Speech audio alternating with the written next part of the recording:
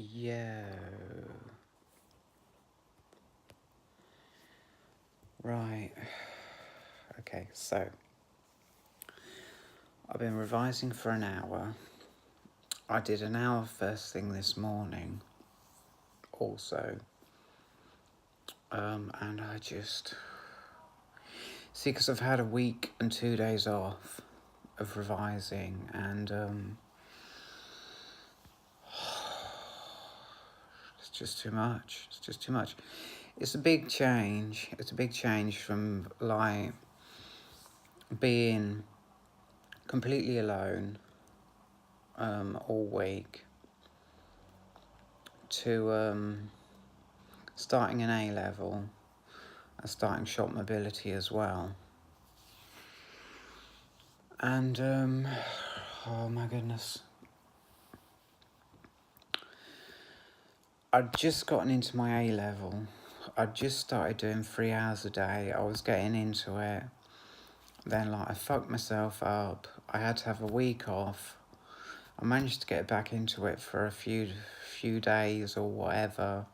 Then I needed to have another week off and 2 days, so I'm just getting back into it, and it's a bit much. Do you know what I mean? It's a positive thing because I've done 2 hours today. I mean,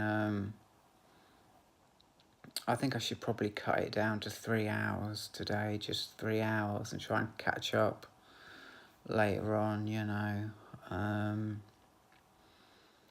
I've nailed it. I've nailed this binomial expansion.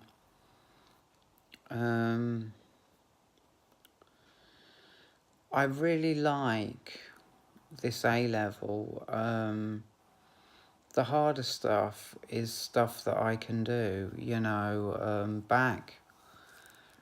Back in 2003, 2004, when I first did Maths A level, I couldn't do the harder stuff, and now it's not a problem. That's how I know I'm going to get a good grade. I got a B before. I'm over 90% of my TMAs, so I'm definitely looking at an A in the ability that I have for maths. Is just putting the time in, yada yada yada. Okay, so really the reason I'm making this YouTube video is to relax. They do help me relax. I don't know if I'll get back into it after this video. I could try. It won't kill me to try, just do another question and see how I feel. See if I maybe just need to leave it at 2 hours until sort of later on in the day, and then give it another go. Try and get that 3rd hour done,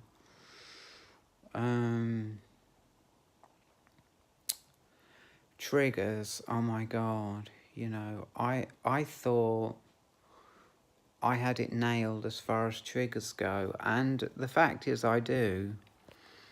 But I was talking to this girl, and she says, yeah, you have to get past your trigger points. You have to get past them.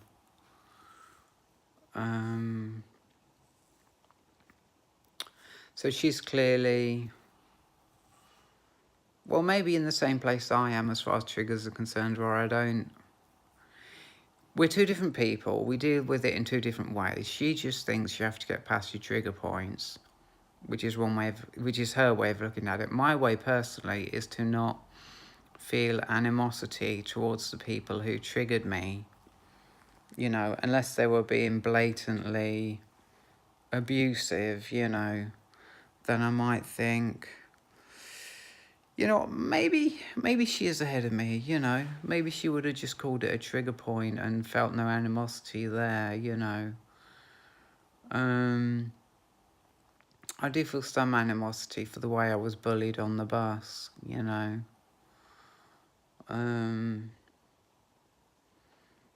and it's weird because you know,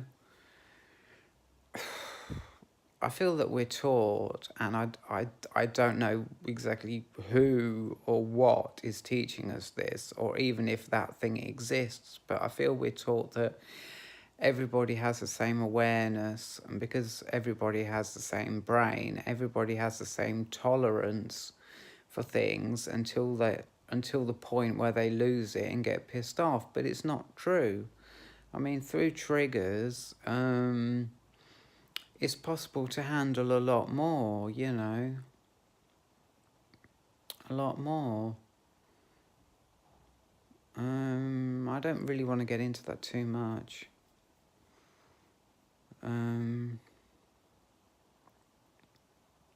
I guess in the woman's world, or no, it's not the woman's world, it's the men's world too, because I was talking to this chap, I can't remember what his name is. He was saying, you know, it's okay if you can dish it out, but you can only dish it out if you can take it. So he's clearly, you know, dealing with his triggers too, you know. Yeah, so it's not that any gender is better at seeing that you have to deal with your trigger points, you know.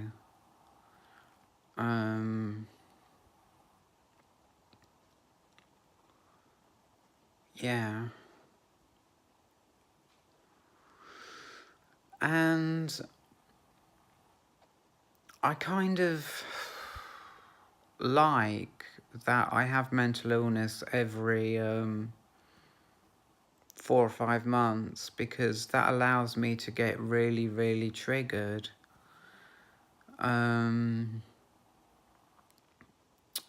Though I guess what it was is that I really, really needed to work through some things really quite desperately, and it was brought to me. This was brought to me. The healing from that was brought to me by me becoming ill. The first time was an infection, and the fact that I'd broken my leg, and I was so fucking stressed out because I couldn't even go shopping, you know, and I didn't really have anyone I could go to for help. And I became mentally ill. I became so stressed out that I became crazy. You know, I thought everybody was talking about me. Everybody was trying to hurt me, trying to pop me, you know, as a lot of English people call it, you know. Pop me, rip me, serve me, whatever you wanna call it. I just feel there was, I don't know.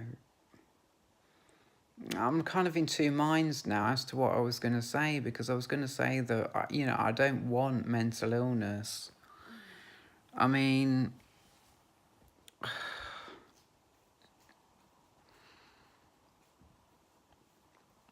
it's very unpleasant, and the truth is that I may as well not have it anymore, because when I do have it, I've got a drug that I can take now with no side effects, that will calm me down and stop the paranoia, stop the thinking everybody's talking about me, stop me hating everybody. It's literally stop me being triggered. It will literally stop me being triggered, which is the point. You know, the point is to get through those trigger points so that I don't get triggered. But if I just take this drug, I'm not going to get triggered when I'm mentally ill, because I take the drug and it makes me sane, you know.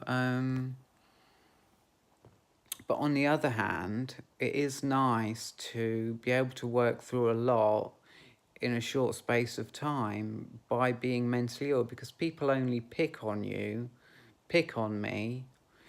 You know, it's absolutely horrid that this is true, but not in the way that I'm painting it, because people pick on someone who is super duper vulnerable. If someone's super duper vulnerable, then people will pick on them, you know, and they will trigger them. And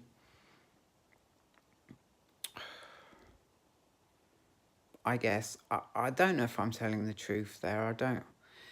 I think it's just, I think it's what I said in the beginning. It's the reason I lost it mentally was so that people could trigger me. I don't think they would have triggered anyone else who was vulnerable. I think it was just, I feel that reality, and this is totally copied from what I heard on YouTube, but I feel that reality brings to me, I think Victor Otto, reality brings to me the triggers that I need when I need them, and I lose it mentally and I get triggered to the maximum, you know.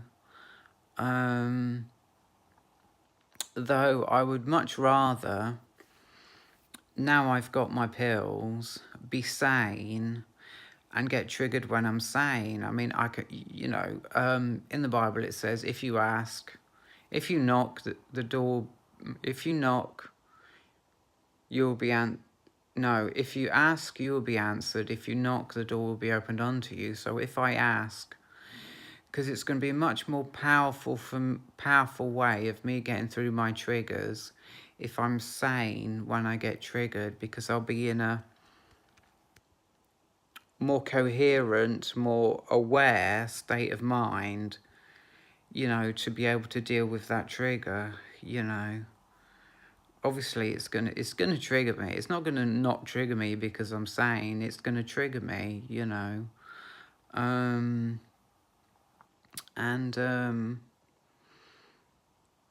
because I'm really healthy in my mind, I'm gonna be able to get through that trigger a lot easier by having a dope awareness around that trigger, you know. So yeah, I've got my medication, and that'll be the start. The start, it's like a fork in the road.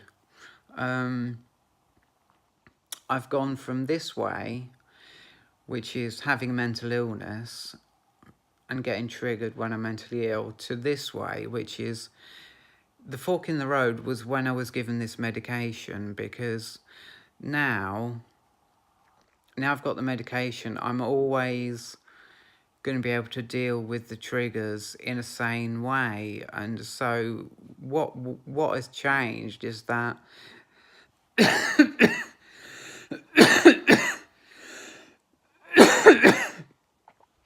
there is no need for me to have mental illness anymore,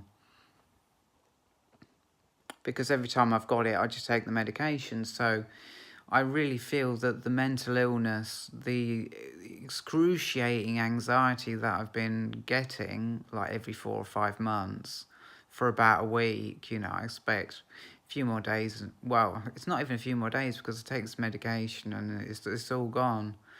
You know, now I've got the medication,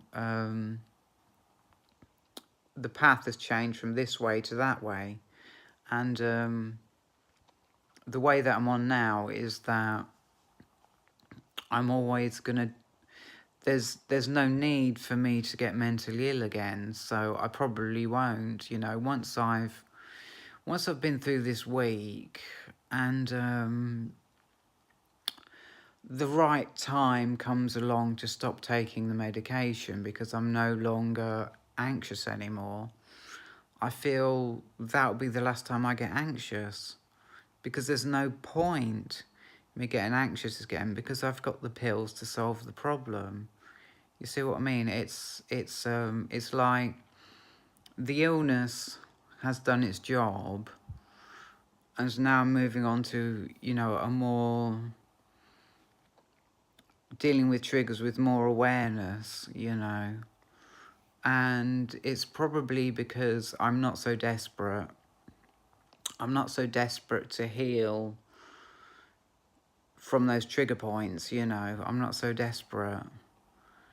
I'll get them, I'll get triggered. You know, when I'm sane, I get triggered too.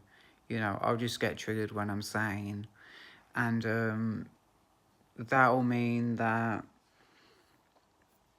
I'll initially think, oh, she was being mean, you know, and that's what will spark the heat in the mind, you know, that causes the confusion and the discombobulation, for lack of a better word, literally the confusion, you know, the loss of reality, the loss of really knowing what's what, you know.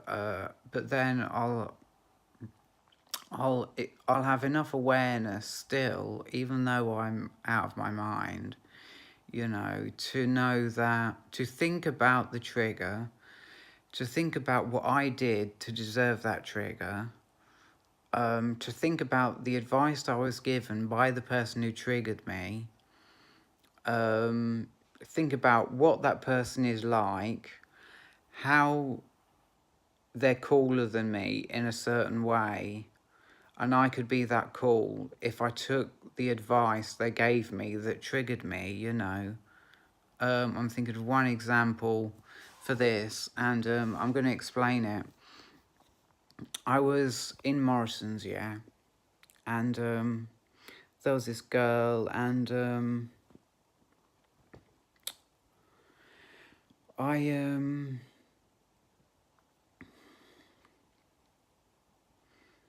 think it's relevant to say that I may have triggered her as much as she triggered me, but by accident, and I feel that she triggered me by accident, you know, or maybe she triggered me by accident. Maybe she took my trigger, you know, and just did what people do. They get through their trigger points, you know, but she triggered me because her mind was, this is all in my imagination, because nobody knows what the truth is. In my mind, because she had that confusion, that loss of groundness with reality, having feet right on the, what do they call it? People in the army, they're so grounded, or something like that.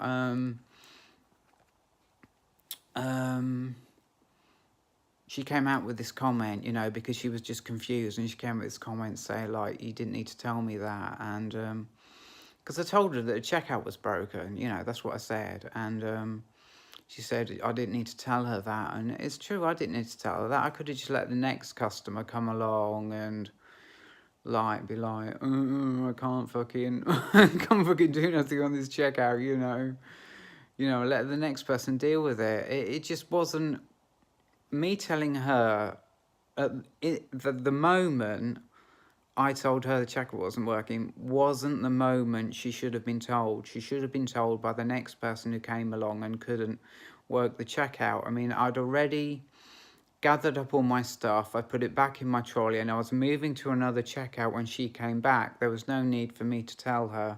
It's just the right time for her to be told about that. Wouldn't have been from me, it would have been from someone else, you know. And when she saw me take all my stuff and move away from the checkout, she would have known anyway.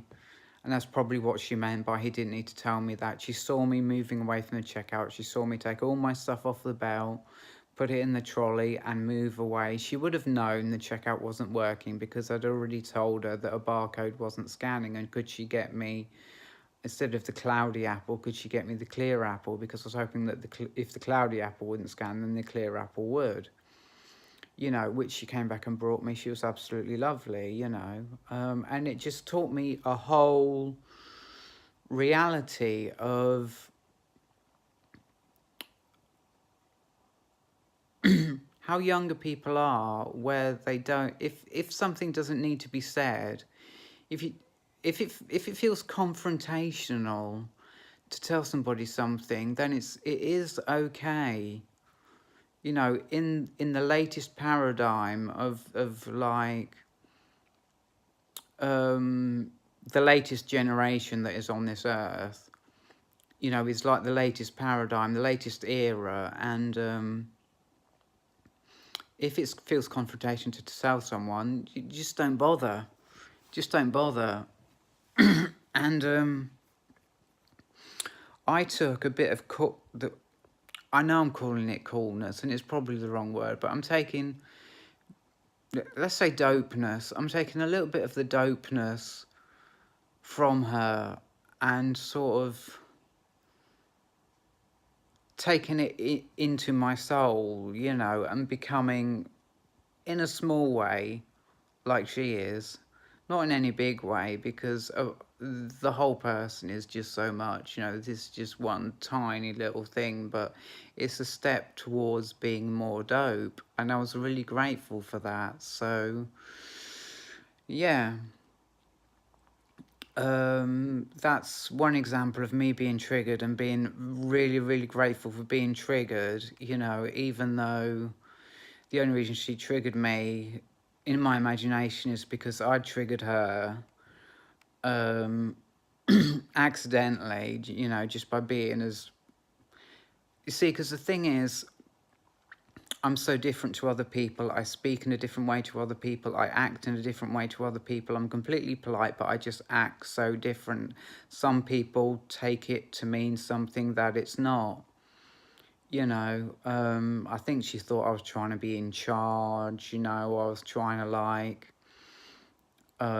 get her to sort the checkout herself. She's not a technician, do you know what I mean? She don't know how to fix the checkout. She probably thought I was saying to her that she needs to like somehow fix the checkout, or call someone over and get them to fix it or something like that, you know. I just I just I just felt it was something she should know, you know. And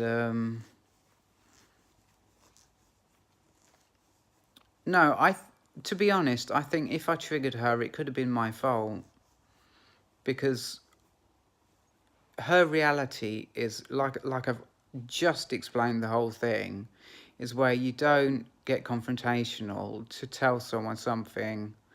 You know, you just don't. You just leave it. There's no need, right? And that was her reality, but it wasn't mine.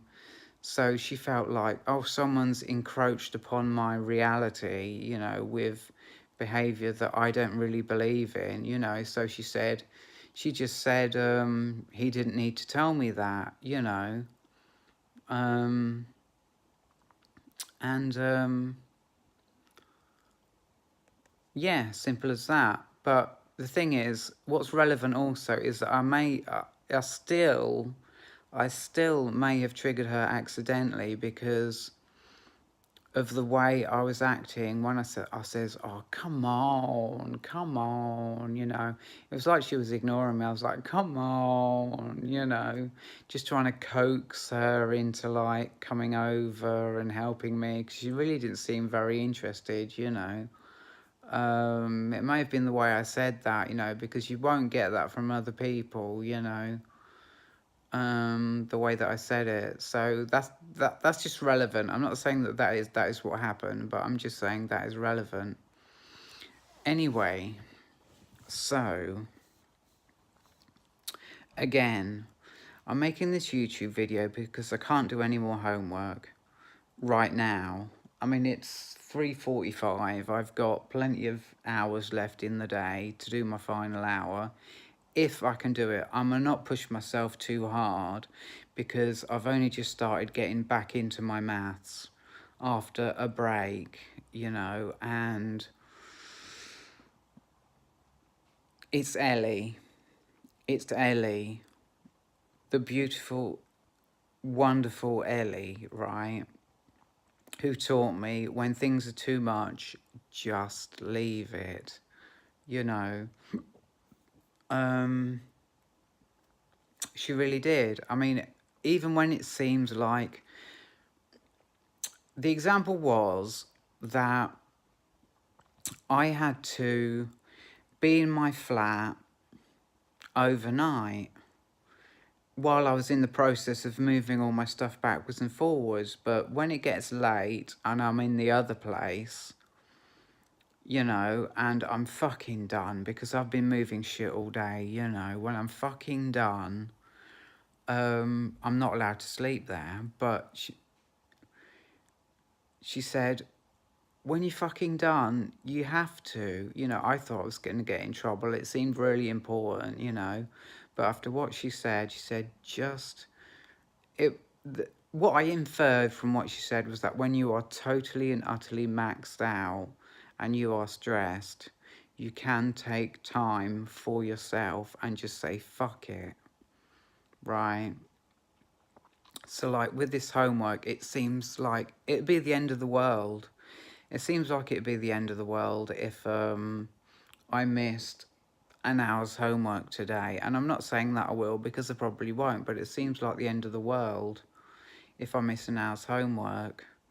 When I finish this video, I'm going to do another question, you know, and if I get the same feeling that I really can't cope with this, then I will leave it till later on. But that's the Ellie thing anyway, and that's how, without, see, this is the beauty of it, without a trigger. So maybe triggers are not always necessary, but without a trigger, I learned from her, because she just told me in a beautiful and respectful way. She just told me, you know, I wasn't triggered when she said it to me.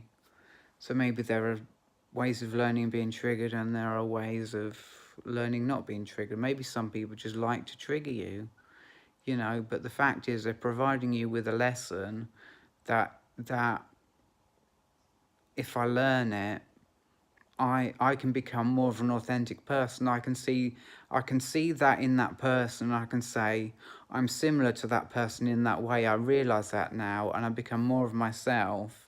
Even though I'm becoming a little like them, I'm becoming more of myself, because I'm not taking the whole of them, I'm just taking a tiny part. And I take tiny parts of lots of different people, you know, and I build my own authenticity from that, you know what I mean? So I think I'll call this video Authenticity and Triggers, and I'll stop it there. So I've really enjoyed making this video, really enjoyed it. It's been so good for me to get all this out, because I feel really passionate about these things, you know. This video, actually, I feel very passionate about. You know, triggers, I've wanted to make a video on triggers for a long time. I've tried it before.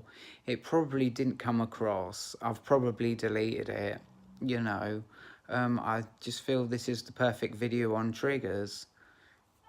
For me personally, you know. So, yeah, that's about it. So, hope you enjoyed it. Goodbye.